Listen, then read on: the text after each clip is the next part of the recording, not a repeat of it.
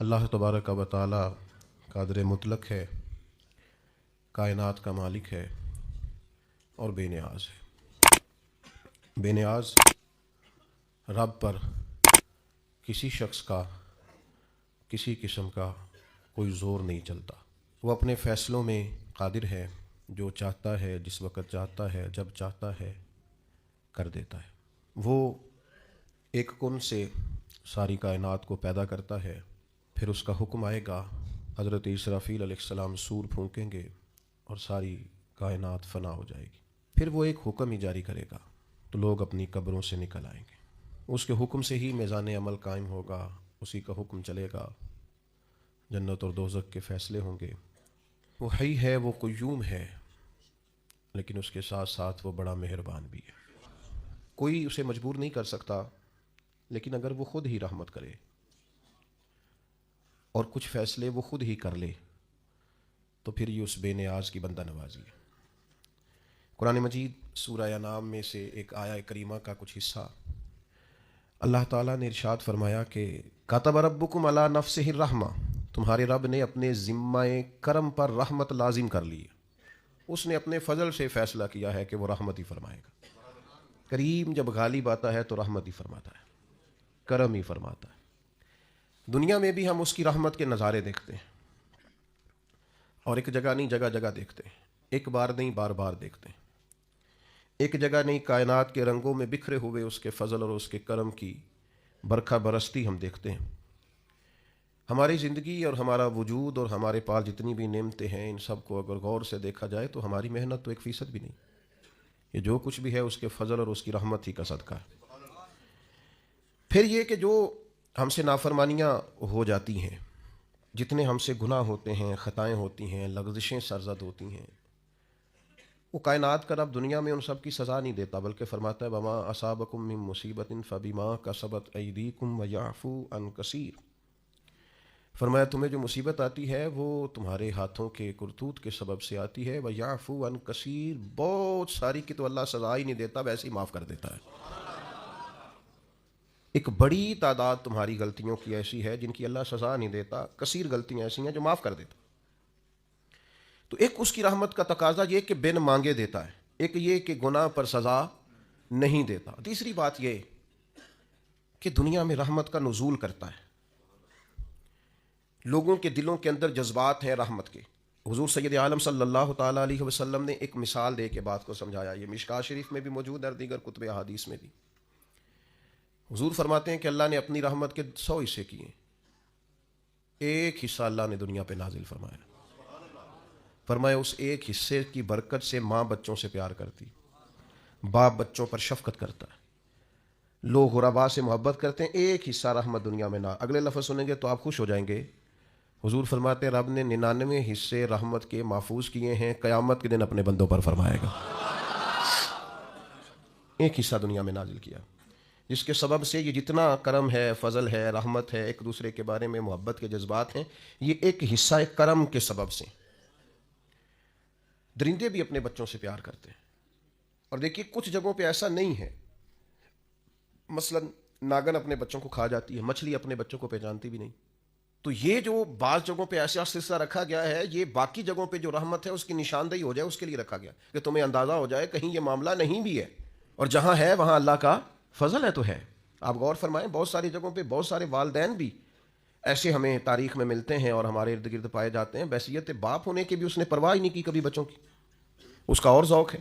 تو یہ آپ کے دل میں جو بہت زیادہ پیار ہے بچوں کا، تو یہ سمجھ لیں اللہ نے خاص رحمت فرمائی ہوئی ہے، یہ اس نے خاص کرم کیا۔ پھر چوتھی بات رحمت الہی کے تعلق سے آپ اس کو سمجھ لیں، پرافٹ ایک بہت بڑی چیز کا نام ہے۔ جس کاروبار میں نفع نہ ہو لوگ اس کو بند کر دیتے ہیں، لمبا عرصہ تک لوگ وہ کاروبار نہیں کرتے جس کاروبار میں خسارہ ہو۔ ایک وقت تک اس کو دیکھا جاتا ہے، جب سمجھ میں آتا ہے کہ یار یہ تو معاملہ جو ہے یہ میری سمجھ میں نہیں آ رہا، تو بڑے سالوں کا چلتا ہوا بزنس بھی لوگ چلتا ہوا کرتے ہیں، کہتے نہیں سمجھ میں آ رہا۔ اپنی زندگی کو پلٹ کے دیکھیں کہ زندگی نفع میں ہے، پرافٹ میں ہے یا خسارے میں ہے۔ اللہ نے تو کہا ان الانسان لفی خسر، انسان نقصان میں ہے، خسارے میں ہے۔ تو اللہ جب رحمت کرتا ہے نا تو پھر یہ جو زندگی ہوتی ہے یہ نفع میں ہو جاتی ہے۔ کس طرح؟ حضور فرماتے ہیں تم ایک گناہ کرتے ہو تو جب تک کرتے نہیں لکھا نہیں جاتا، اور کر لیتے ہو تو ایک ہی لکھا جاتا ہے، اور نیکی کا ارادہ کرتے ہو ابھی کی نہیں وہ لکھ دیتا ہے، اور فرمایا جب کر لیتے ہو تو پھر 10 گنا بڑھا کے لکھتا ہے۔ تمہاری زندگی خسارے میں ہوتی، تم محسوس کرتے کہ ہر جگہ نقصان ہی نقصان ہے، لیکن اس نے رحمت کی ہے، تمہاری زندگی کو نفع والی زندگی بنا دیا، تمہارے اوقات میں برکت کر دی، تمہارے لیے بہت ساری جگہوں پہ آسانیاں کر دی، پھر اعمال میں برکت کر دی۔ اعمال میں مسلمان ہونے کی نسبت سے اعمال کے اندر اللہ نے برکت کر دی۔ آپ کبھی غور فرمائیں کہ صرف 3 دفعہ سورۃ اخلاص پڑھیں تو پورے قرآن پاک کا ثواب ہے، 1 دفعہ سورہ یاسین پڑھ لیں تو 10 قرآن مجید پڑھنے کا ثواب ہے، آپ 1 دفعہ درود پاک پڑھیں تو 10 رحمتوں کا نزول ہو جاتا ہے۔ تو اللہ تعالیٰ نے اپنی رحمت سے چیزوں کو بڑھا دیا، ان کے اندر اللہ نے اجر کو زیادہ کر دیا۔ اللہ نے نا ہماری زندگی کے لمحات کو زرخیز کر دیا ہے، کسی کی زمین کو بنجر نہیں رکھا، فرمایا تم نیکیاں بوتے رہنا، 10 گنا سے لے کر 700 گنا تک تمہیں اجر دیا جائے گا، جتنی نیت اچھی اتنا اجر اچھا۔ پھر ایک 5ویں بات جو اس تعلق سے بڑی سمجھنے والی ہے اور قابل غور ہے، وہ یہ ہے کہ اللہ تبارک و تعالیٰ نے ایک اور انعام بھی فرمایا، ایک اور کرم بھی اپنے بندوں پہ کیا ہے کہ بعض چھوٹی چھوٹی نیکیوں سے اللہ راضی ہو جاتا ہے۔ بندوں کو منانا خاصا مشکل کام ہے، کافی سارا پروٹوکول دینا پڑتا ہے اور ساری زندگی دینا پڑتا ہے۔ آپ نے 99 دفعہ بات مانی، 1 دفعہ نہیں مانی تو سامنے والا ناراض ہے، ساری زندگی آپ کام آئے، 1 دفعہ معذرت کی تو بگڑ جاتا ہے، وہ کہتا ہے تو نے تو کبھی توجہ ہی نہیں کی، غور ہی نہیں کیا، وہ 90 چکر میں پڑ جاتا ہے۔ آپ کس حد تک جائیں گے؟ اور آپ یقین کریں کہ ذرا اگر آپ نے کسی شخص کو تنبیہ کر دی، آپ کی رائے اس کی رائے سے ٹکرا گئی، وہ جو کہہ رہا تھا آپ نے ہاں میں ہاں نہیں ملائی، آپ نے کہا نہیں میں یہ ٹھیک سمجھتا ہوں، بگڑ جائے گا۔ آپ محسوس کریں گے کہ لوگ صرف اس حال میں راضی ہیں کہ جس طرح کا وہ چاہتے ہیں آپ اس طرح کا بن جائیں، اور یہ ممکن نہیں ہوتا، یہ خاصا مشکل کام ہوتا ہے، لیکن وہ رب بڑا کریم ہے۔ ساری زندگی گناہوں میں گزارنے والی بی بی اور لتھڑی ہوئی اور آلودہ زندگی گزارنے والی اگر کوئی طوائف صرف ایک کتے کو چند قطرے پانی کے پلا دے تو مہربانی کر کے سارے گناہ معاف فرما دیتا ہے۔ یہ چھوٹے چھوٹے اعمال سے راضی ہو جاتا ہے، اس لیے نبی پاک علیہ السلام نے تاکید فرمایا تم نے نیکی کو چھوٹا نہیں سمجھنا، پتہ نہیں وہ کس بات سے گویا راضی ہو جائے، جو بھی خیر تمہارے ہاتھ آئے اس کو کر گزرو، جس حد تک ممکن ہو تم نیکی کرو، نہ جانے وہ کس بات سے راضی ہے۔ ابن ماجہ میں حدیث ہے، دیگر کتب احادیث میں موجود ہے، قیامت کے دن ایک اللہ کا نیک بندہ جنت میں جا رہا ہوگا تو رستے میں اسے کو روک کے کہے گا حضرت یاد ہے میں نے پانی پلایا تھا آپ کو، وہ یاد ہے نا میں نے وضو کرایا تھا، یا یاد ہے نا میں نے فلاں جگہ پہ فلاں آپ کی خدمت کی تھی۔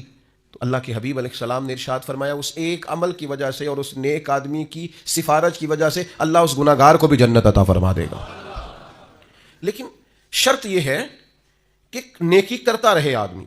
لیکن نا اللہ کی رحمت بہانہ تلاش کرتی ہے، قیمت نہیں مانگتی، بہانہ تلاش کرتی ہے، تو کوئی بہانہ بنانا چاہیے۔ دل ساڈا ہوتا ہے بہانہ بن جائے، پر بہانہ انجدہ بڑھے کہ کوئی جیک لگے راتوں رات امیر ہوتا۔ شریعت بھی قائل ہے، پر شریعت کہتی ہے اس طرح کا رویہ کر کے کوئی بخشش کا بہانہ بن جائے، کوئی اس کی رحمت کا بہانہ بن جائے، کوئی ایسا سلسلہ بن جائے جس سے اللہ راضی ہو جائے، کوئی ایک ایسا کام کرے جس سے وہ کریم مہربانی کرے۔ تو میرے بھائی ہر نیکی کے حصول کی کوشش کی جائے، چھوٹی سے چھوٹی نیکیوں کو بھی کبھی چھوٹا سمجھ کے چھوڑا نہ جائے، یہ چیزیں اللہ کی رحمت کا بہانہ بن۔ چھٹی بات، بعض اوقات انسان کی صرف سوچیں ہی اس کی رحمت کا بہانہ بن جاتی ہیں۔ لوگ اچھا بھی تو نہیں نہ سوچتے، گمان کا بھی تو بڑا مسئلہ ہے نا، لوگ سوچتے بھی بڑا خطرناک ہے۔ یہ جو سوچیں ہیں نا، اسلام کے اندر باقاعدہ گمان پر پابندی لگائی گئی ہے کہ اجتنبوا کثیرا من الظن ان بعض الظن اثم، تم نے بری سوچ سے برے گمان سے بچنا ہے، بعض گمان بھی گناہ ہے۔ سوچوں کو لوگ پابند نہیں کرتے، جو طبیعت میں آتا ہے سوچتے ہیں، اور کوئی ثبوت نہیں ہوتا، کوئی دلیل نہیں ہوتی، ان کے پاس کوئی مضبوط بات نہیں ہوتی، بلا وجہ منفی سوچتے اور نرا سوچتے نہیں، خالی گمان کو ہی وہ اپنا نظریہ بنا لیتے ہیں، عمر بھر ذہن بن جاتا ہے کہ ایسا ہی ہے، خالی گمان، کوئی دلیل نہیں، کوئی وجہ نہیں۔ یعنی ابا جی جو ہیں وہ مجھ سے انفرادی سلوک کرتے ہیں، باقی بھائیوں کے ساتھ ان کا سلوک بڑا اچھا ہے، یہ بس ایک دفعہ سوچ لیا پھر اس کو طے کر لیا، اور دلیل کوئی نہیں۔ یعنی والد صاحب نے جس اسکول میں بھائیوں کو داخل کرایا اس کو بھی اسی اسکول میں ہی ہے، انہوں نے جس جگہ جس مکان میں رکھا باقیوں کو ہے اس کو بھی وہیں رکھا ہے، انہوں نے سارے رویے مشترکہ رکھے، لیکن اس کا ذہن بن گیا ہے کہ میرے ساتھ وہ والا پیار نہیں جو باقیوں کے ساتھ، اور پھر اس کو طے کر لیا اور عمر گزار دی اسی بات پر۔ تو گمان کو ٹھیک رکھنا، سوچوں کو ٹھیک رکھنا، نظریات کو پاکیزہ رکھنا، ہمارا جو گمان ہے نا وہ سیٹ نہیں ہوتا۔ ہمارے ملک میں ایک نہ سلسلہ چلتا ہے بدگمانی کا، بے یقینی کا، ٹوٹتی سوچوں کا، بکھرتے خیالات کا، وہ کہہ کے نا کہ ساری دنیا گڑبڑ ہو گئی، تو محسوس ہوتا ہے کوئی بندہ اچھا بچا ہی نہیں۔ نتیجہ یہ نکلتا ہے کہ سوچیں ٹھیک نہیں ہوتی، سوچیں ٹھیک ہو جائیں نا، کبھی سوچیں داتا گنج بخش علی حجویری رحمۃ اللہ علیہ نے لکھا ہے کشف المعجوب شریف کے اندر، داتا صاحب فرماتے ہیں کہ ایک شخص پہاڑ پر عبادت کرتا تھا اللہ تعالیٰ کی بنی اسرائیل میں سے، اور بڑا طویل وقت اس نے رب کی عبادت کی. پھر اس سے ایک غلطی ہو گئی، اعتراض کر بیٹھا اللہ کی تخلیق پر کہ یا اللہ یہ پہاڑ نہ بنائے ہوتے تو کیا یہ اچھا ہوتا، معاذ اللہ. وہ بے نیاز ہے، ناراض ہو گیا. اپنے اس وقت کے پیغمبر علیہ السلام کو وحی فرمائی کہ اس سے جا کے کہو تو میری تخلیق پہ اعتراض کرتا ہے، تیرا نام نیکوں کی صف سے کاٹ دیا ہے، نافرمانوں کی صف میں لکھ دیا. بندہ بڑا انوکھا تھا. اور یہ جو بندے کے اندر جذبات پیدا ہوتے ہیں دراصل یہ بھی توفیق الہی ہوتی ہے. جب آ کے اسے کہا نا کہ تیرا نام کاٹ دیا ہے تو کہنے لگا حضور کاٹنا اور لکھنا چھوڑیے، یہ بتائیے میرے رب نے میرا نام لیا ہے؟ یعنی میرے رب نے میرا نام لیا ہے؟ میں قربان جاؤں ذرا پھر سے کہنا ایک دفعہ، میرا نام اس نے لیا ہے، میرے رب نے میرا نام لیا. اور پھر اس کے آنسو چھم چھم گرے. پھر وہ رویا اور کہنے لگا اس کریم کے حضور عرض کیجئے گا کہ اگر میرے لیے یہ فیصلہ ہو ہی گیا ہے کہ میں نافرمان ہوں تو پھر میرا وجود اتنا بڑا کر دے کہ دوزخ میں ہی اکیلا پورا ہوں. میرا دل نہیں کرتا رب کا کوئی اور بندہ جہنم میں جائے. کبھی یہ گمان دیکھنا، یہ سوچ ایسا ہو تو نہیں نہ سکتا جب تک رب نہ چاہے. اس نے عرض کی کہ میرا وجود اتنا بڑا کر دیا جائے کہ میں ساری دوزخ میں پورا آ جاؤں، اللہ کا کوئی اور بندہ سزا نہ پائے. وہیں کھڑے تھے اللہ کے پیغمبر، پھر سے وہی آئی، کہا اسے کہو میں راضی ہو گیا ہوں، اسے کہو میں نے اسے معاف کر دیا، اسے کہہ دو میں نے اس کے لیے جنت کا فیصلہ کر دیا، اور اسے کہہ دو قیامت میں یہ جس کی سفارش کرے گا میں ان سب کو بھی جنت عطا کر دوں گا. لیکن شرط یہ ہے کہ سوچے تو ٹھیک ہوں، گمان تو ٹھیک ہو، ارادے تو ٹھیک ہوں. لیکن وہ جیسے میں نے شروع میں عرض کیا نا، ہمارے زمانہ تیز لوگوں کا زمانہ، وہ بڑی زبردست قسم کی منصوبہ بندی کرتے ہیں اور سارا کچھ چالاکی سے حاصل کرنا چاہتے ہیں. اکثر میں دوستوں سے کہا کرتا ہوں کہ پہلے ہم سنتے تھے پرانے بزرگوں سے کہ لوگ اپنے دوسروں کو شیشے میں اتار لیتے ہیں. تو یہ جو ہمارا زمانہ ہے اب تو شیشہ نہیں، اب تو لوگ شیشی میں بھی اتار لیتے ہیں، چھوٹی سی شیشی میں اتار لیتے ہیں، پتہ ہی نہیں چلتا. ایسی زبردست قسم کی لوگ بات سناتے ہیں کہ وہ سمجھ میں نہیں آتی، اور وہ سمجھتے ہیں کہ شاید یہ فن اور یہ بولنا اور یہ جو منصوبہ بندی ہے اور یہ جو میرے ذہن کی تیزی ہے یہ میرا کمال ہے. یہ تو اللہ کا انعام تھا، تو نے مثبت چیز کو منفی جگہ پہ استعمال کر کے ناشکری کی رب کی. یہ تیرے اوپر اللہ کا خاص انعام تھا لیکن تو سمجھا ہی نہیں، تو نے غلط رنگ اختیار کیا.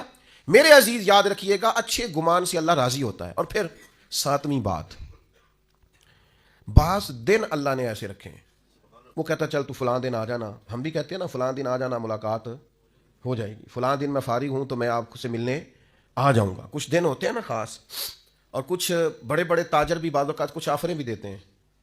وہ کہتے ہیں جناب آپ یہ والا کام کریں تو ہماری طرف سے پھر یہ آفر ہے، چلو ایسے کر لیں تو ایسے ہو جائے گا. یہ جو لوگ زیادہ ٹریول کرتے ہیں نا، میری طرح کے ہمیشہ کے مسافر، ان کو تو ایئر لائنیں بھی جہاز بھی کہتے ہیں کہ جناب آپ اس طرح کریں، ہمارے ساتھ آپ یہ کر لیں، ہمارا کارڈ لے لیں، اسی فلائٹ میں سفر کریں، اتنا ڈسکاؤنٹ ہو جائے گا. وہ آہستہ آہستہ چیزیں اور رنگ اختیار کرنے لگتی ہیں. بلا مثال و ملا تشبیہ، کائنات کا رب بھی بڑا ہی فضل کرتا ہے. فرماتا ہے جو جمعے کا دن ہے نا، جمعے کا یہ سید الایام ہے. حضور سید عالم صلی اللہ تعالیٰ علیہ وسلم نے فرمایا جو جمعے کے روز درود پڑھتے ہیں فرشتے مجھ پر فوراً پہنچا دیتے ہیں. یہ خاص دن ہے، اس دن کا ذکر قرآن مجید نے نام لے کے بیان فرمایا، سید الایام ہے.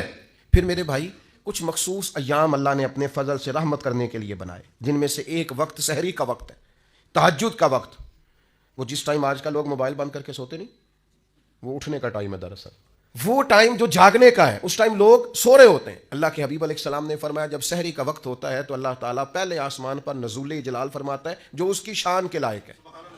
سحری کے وقت یعنی پچھلی راتی رحمت رب دی کرے بلند آوازہ، اللہ تعالیٰ پہلے آسمان پر نزول جلال فرماتا ہے، اور کریم رب فرماتا ہے کوئی رزق مانگنے والا اسے عطا کروں، ہے کوئی بخشش مانگنے والا اسے عطا کروں، ہے کوئی میری بارگاہ سے جنت کا سوالی میں اسے عطا کروں. اچھا عجیب بات ہے، جب گیٹ کھلنے کا وقت آیا تو لوگ دروازہ چھوڑ کے چلے گئے، حالانکہ جب عطا کرنے کا ٹائم ہے تو آپ سو گئے. جاگنے کا وقت آیا تو آپ کی آنکھ لگ گئی. یہ غافلانہ مزاج ہے. نبی پاک علیہ السلام نا نفلوں کے لیے سختی نہیں فرماتے تھے، سختی فرائض کے لیے ہوتی ہے، واجبات کے لیے ہوتی.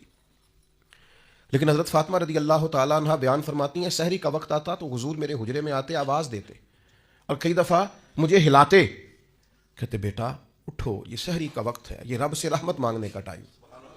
میں کیسے آپ کی خدمت میں عرض کروں، اب تو صبح جلدی اٹھنا یہ غریب ہونے کی علامت ہے. اٹھو، کبھی غور کرو، دیکھو کہ کچھ ایسے بھی رب کے عاجز بندے ہیں جو فجر کی نماز بھی جا کے اس منڈی میں پڑھتے ہیں جہاں سے انہیں امید ہے کہ میرا رب اس کے وسیلے سے رزق عطا کرے گا. سویرے اٹھتے ہیں، اٹھا جا سکتا ہے، یہ ہوتا ہے. تو سحری کا وقت ایک ایسا وقت ہے جس میں اللہ راضی ہوتا ہے. کیا کریں, کس طرح قوم کو سمجھائیں, کیا رویہ اختیار کریں؟ میں کبھی کبھی دوستوں سے کہتا ہوں میرا دل نہیں کرتا بعض باتیں کرنے کو, وہ محسوس ہوتا ہے کہ یار یہ تو زیادہ ہی آگے چلے گئے, لیکن کبھی کبھی مجھے فیل ہوتا ہے کہ ابھی تک ہماری قوم اس بات پر بھی تیار نہیں ہو سکی کہ کھانا کھانے سے پہلے بسم اللہ شریف پڑھنے کی عادت بنائی جائے. مجھ سے ناراض نہ ہونا, آپ پڑھتے ہوں گے, لیکن میں اپنا نظریہ عرض کر رہا ہوں کہ اب اس کے لیے کوئی پی ایچ ڈی کرنے کی ضرورت ہے. یہ کوئی مسئلہ ایسا ہے کہ جس کے لیے فقہ کی 4 کتابیں پڑھیں گے تو سمجھ میں آئے گا کہ کھانا کھانے سے پہلے بسم اللہ. تو جو قوم یعنی بالکل بنیادی اور ضروری بات ہے کہ آپ کھانے سے پہلے بسم اللہ پڑھ لیں, اور میرا خیال ہے یہ بچے کو ویسے ہی آتی ہے. ہو سکتا ہے جس کو با کی پہچان نہ ہو, سین کی پہچان نہ ہو, میم کی پہچان نہ ہو, الف کی اور لام کی پہچان نہ ہو, ہا کی پہچان نہ ہو, اسے ویسے ہی آتی ہو, زبانی یاد ہو گئی ہو, لیکن عادت کس نے بنانی ہے, مزاج کس نے بنانا. بالکل بنیادی باتیں بھی اگر ہم ان پر غور نہیں کریں گے تو پھر میرے بھائی بڑے بڑے فلسفوں کا اور بڑی بڑی باتوں کا پیچھے کیا رہ جائے گا. تو سحری میں اٹھنا, فجر میں اٹھنا, نماز کا پابند ہونا, بہت پیچھے رہ گئے وہ والدین. سننا مجھ سے اور مجھ سے ناراض نہ ہونا جس نے اپنے بچے کو ایم فل تک پڑھا لیا ہے اور ایم ایس سی تک کرا لیا ہے, پر وہ بڑا پیچھے رہ گیا ہے. جس نے سارا کچھ تو کرایا ہے پر اپنے بچے کو سجدے کا طریقہ نہیں بتایا. وہ نمازی نہیں بنا سکا, عبادت گزار نہیں بنا سکا, صبح اٹھنے کا سلیقہ نہیں بتا سکا, پیچھے رہ گیا, نقصان میں رہ گیا, کمزور رہ گیا. پہلے بھی ایک دفعہ عرض کیا تھا, پھر کہتا ہوں, ایک دوست میرے پاس آئے اور کہنے لگے میں نے بڑا ہی زور لگایا میرا بچہ عالم نہیں بنتا, بڑی کوشش کیا. میں نے ان سے کہا ضروری نہیں ہے سارے بنے, نہ ہی شریعت کا یہ حکم ہے کہ کل علم سارے حاصل کریں. آپ ایسا کریں, عالم نہیں بنتا تو اچھا مسلمان بنا دیں. اس کے اخلاق درست ہونے چاہیے, اس کی عبادات کا معاملہ درست ہونا چاہیے, اسی پر اللہ کی رحمت برس جائے گی. اسی طرح کے کچھ ایام پھر اللہ نے رکھے ہیں, جیسے ٹائم رکھا ہے اسی طرح کے ایام رکھیں. ان میں سے شب برات بھی ہے, شب قدر بھی ہے, رمضان کی ہر رات بھی ہے, پر کس کے لیے؟ شیخ سعدی فرماتے ہیں جو قدر کرے اس کے لیے ہر شب بھی شب قدر ہے, اور جو قدر نہ کرے ٹھیک ہے وہ پھر شب قدر کی رات بھی سوٹ سیتا رہے, وہ شب قدر کی رات بھی کوئی مال خریدنے جاتا رہے, وہ پھر شب قدر کی رات بھی دیکھے کہ آج کل کون سی چیز بک رہی ہے, کون سی خریدنی ہے, چلتا رہے کام. اگر قدر کرے گا تو ہر شب شب قدر ہے, اور اگر قدر نہ کرے تو جتنی مرضی شب قدر گزر جائے. یہ تو قدر والوں کے لیے.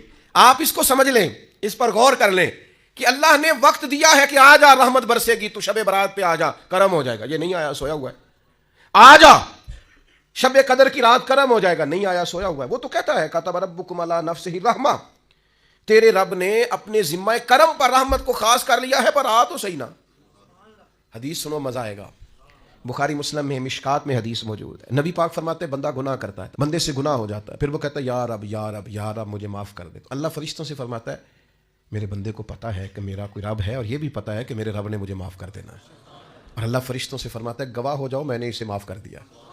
فرمایا پھر نفس غالب آتا ہے, پھر کوئی گناہ کر بیٹھتا ہے, پھر عرض کرتا ہے یا رب یا رب یا رب, اللہ میں بھول گیا میری مدد فرما, مجھے معاف کر دے.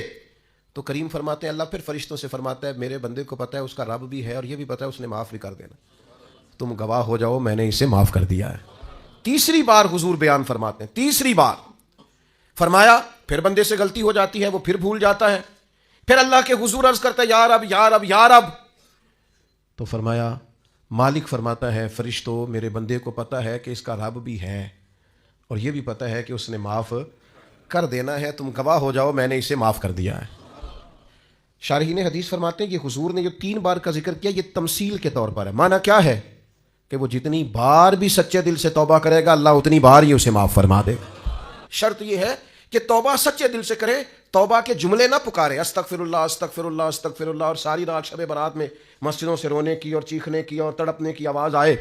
تو میں نے بارہا کہا ہے, میں پھر کہتا ہوں کہ اگر تو شب برات کی رات توبہ کرنے کے بعد پھر تھوڑا سا ہمیں پتہ چلے کہ اب معاشرے سے کچھ ملاوٹ ختم ہو گئی ہے, کچھ جھوٹ ختم ہو گیا ہے, کچھ بددیانتی ختم ہو گئی ہے, تو پھر تو پتہ چلے رات کچھ لوگوں نے توبہ کی ہے.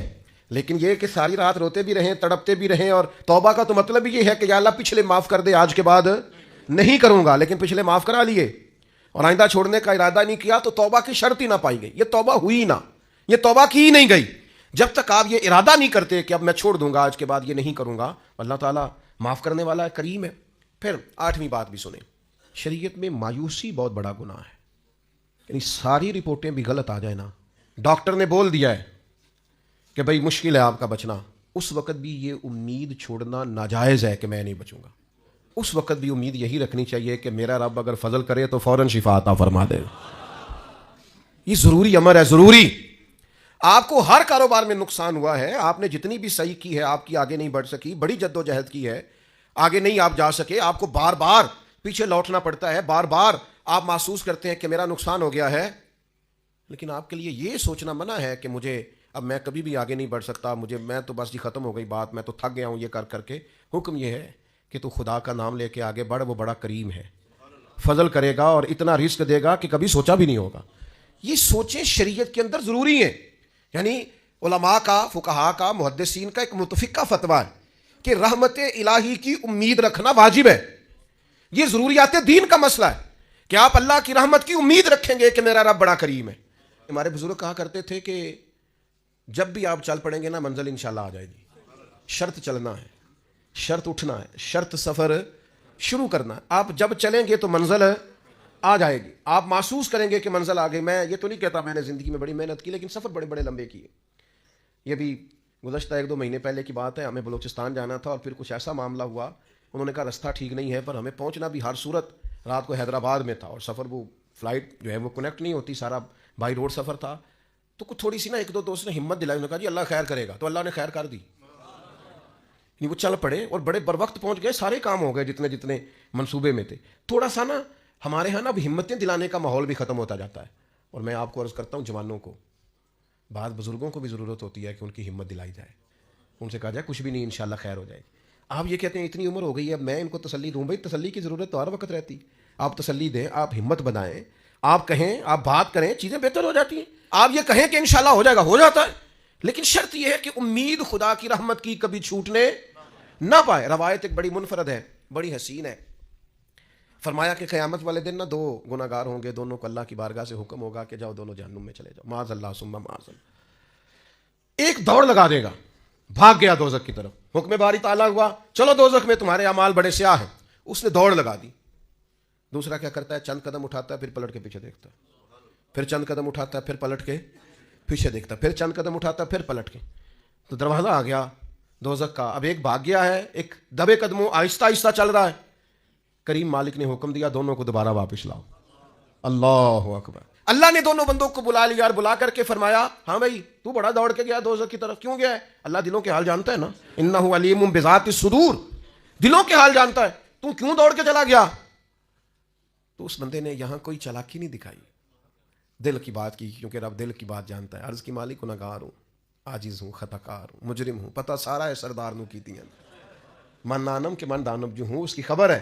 مالک عمر بھر تیری نہیں مان سکا, غلطی کی, آج دل میں خیال آیا کہ رب کا حکم آیا, چل آج ہی مان لے, دوڑ گیا ہوں, قربان جائیں آخری وقت ہے, فیصلہ دوزخ کا ہو گیا ہے. اس نے کہا سوچا میں دوڑ گیا, آج تو مانوں اپنے رب کی. کریم اسی بات سے راضی ہو گیا, فرمایا بھیج دو اس کو جنت میں. وہ چلو آخر وقت تک کی صحیح, کسی ٹائم ہی صحیح, آخر میں ہی صحیح.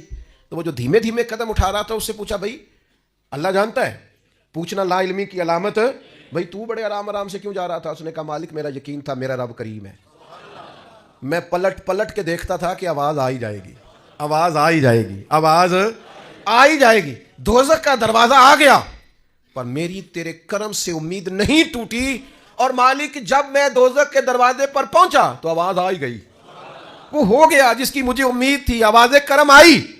تو اللہ نے فرشتوں سے فرمایا جو میری رحمت کی اتنی امید رکھے اسے کوئی دوزخ میں پھینکا جاتا ہے, لے جاؤ اسے بھی جنت میں. دونوں کو جنت میں ڈال دیا. تو آخری دم تک رحمت سے امید چھوڑنی, کوئی کچھ بھی کہہ دے, کتنا بھی کہہ دے, اس کے کرم سے امید چھوڑنی.